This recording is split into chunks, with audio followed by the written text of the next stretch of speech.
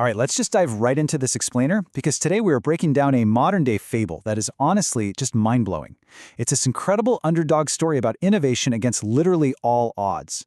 We're going to see how a piece of absolute junk, stuff you'd walk right past, became the key to unlocking millions, and how it completely transformed not just one family, but an entire community. I really want you to keep this question in the back of your mind as we go through this. How on earth does a discarded, totally broken laptop turn into a 5-core tech empire?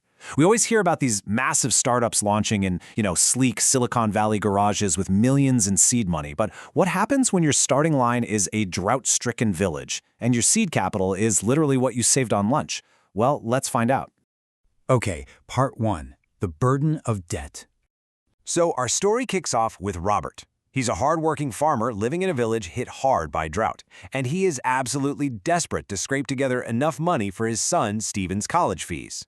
With literally nowhere else to turn, Robert is backed into a corner and has to visit the village moneylender, Mr. Daniels. Now, Daniels is a guy who gets rich off the desperation of farmers.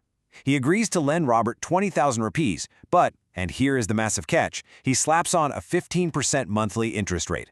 Think about that. 15% every single month. It's an astronomical figure, totally designed to keep people trapped in this endless cycle of debt. And to make matters worse, the clock is ticking. Mr. Daniels gives them a terrifying ultimatum. Pay it all back in 6 months, or the family farm is his. Poof, gone. So Robert signs the papers and gives the money to Stephen for his fees. But Stephen takes it knowing exactly what it cost. He realizes pretty quickly that just sweating it out in the fields next to his dad isn't going to cut it. That's not going to save them from this predatory trap. He knows he needs a radically different strategy. Which brings us to part 2, a scrapyard miracle. So Stephen is looking for a catalyst, right? And he finds it in the absolute last place you'd expect. Walking home from college, he takes the lunch money he'd been saving up and buys a laptop from the local scrapyard for just 500 rupees. And I'm talking a cracked screen, totally dead battery, just completely discarded. The scrap dealer literally laughs in his face, telling him it's useless junk. But Stephen, he doesn't see garbage. He sees an opportunity. He takes this thing home, uses pure MacGyver-level ingenuity to patch it together, and suddenly, he actually gets the machine to boot up. All right, moving into part 3, building the app. This is where the relentless grind begins. While the whole village is asleep, Stephen is awake. He has zero formal training, but he starts transforming himself into this self-taught tech wizard.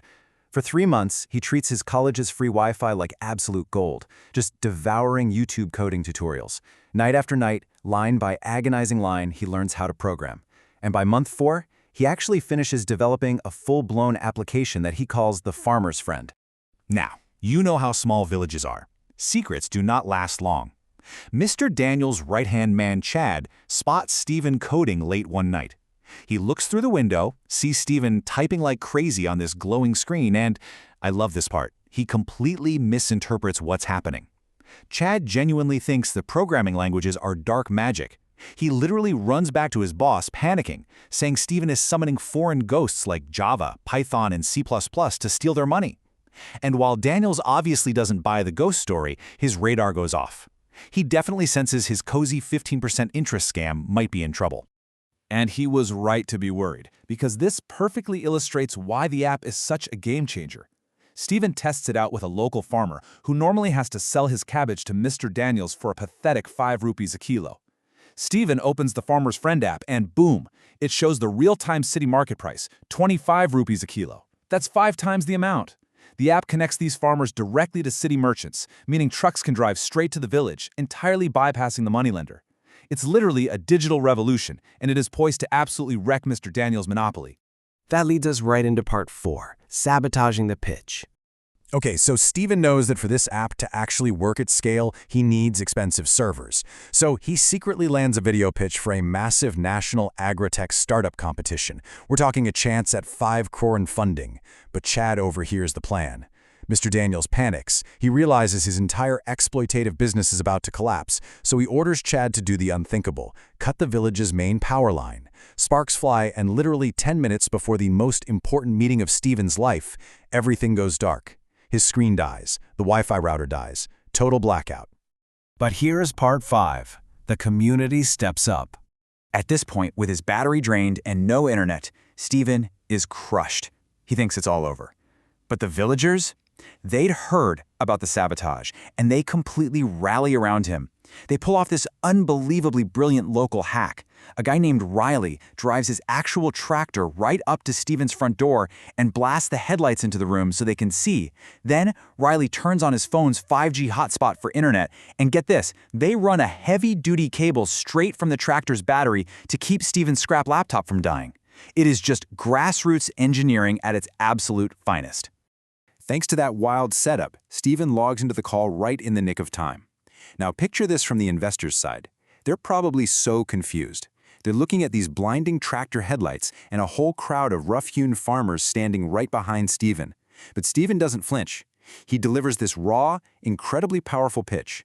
He points to the community behind him and tells the judges, look, this isn't just a tech venture born in some air-conditioned office. It's a lifeline. He makes sure the investors see the real faces of the people this app is going to save. Which brings us to part 6, the 5 crore funding. Needless to say, the investors are absolutely blown away. And not just by the fact that Steven wrote this complex code on a 500 rupee scrap machine, but by the sheer, undeniable community backing they could see right there on their screens.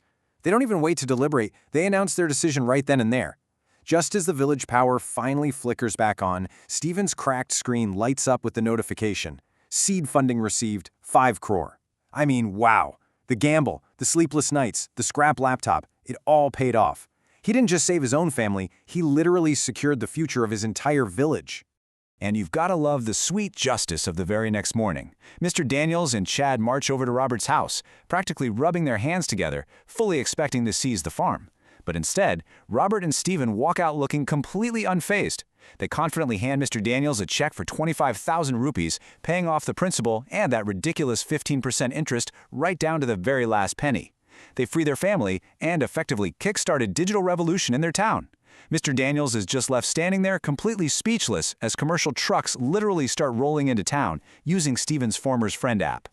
I think this quote perfectly captures the real takeaway of this explainer today. Steven and his community prove that no matter how dire or impossible your circumstances might seem, pure determination and innovation can absolutely change your life.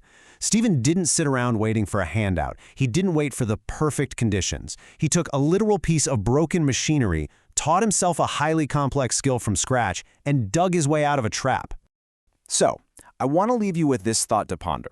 Because, we all have obstacles, but we also have hidden resources, skills we haven't learned yet, and massive opportunities that might just be disguised as trash right now. So take a look around you. What discarded scrap in your own life could you transform into your next big breakthrough? Thanks so much for exploring this fascinating story with me today, and I really hope it inspires you to go out and start building your own success story.